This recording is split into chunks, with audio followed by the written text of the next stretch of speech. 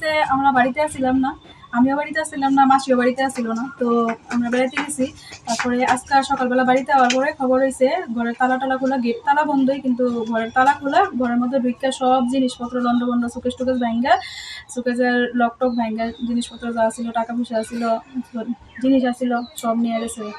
দুপাশ জিনিস আসছিল। আপনার কই আছিলেন? বাড়িতে আসছিলাম না, আমি বাবার বাড়িতে গেছিলাম। এসে বাড়ির মধ্যে দেখা হয়েছে যে কিছু সব লন্ডভন্ড করে। মানে কিরকম জিনিসপত্র কিরকম নিছে?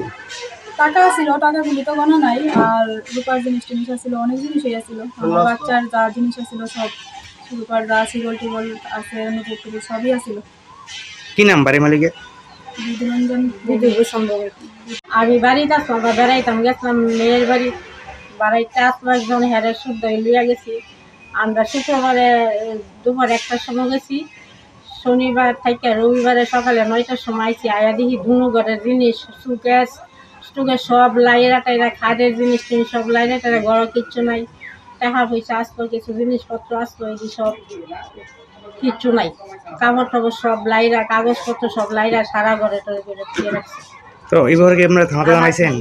জানাইছি বিশালগড়, তারা আইসে থানা, তাই আলে কেটে নিছে। মানে কত টাকার মানে জিনিস গণনা নিছে? যদি মনে করেন ঘটনা নাই, কত টাকা জিনিসপত্র বা টাকা কত আছে, গতকাল রাত্রে হয়েছে মনে হইতেছে। কি নাম বাড়ি মালিকের নাম কি? বিরূপ সম্পন্ন।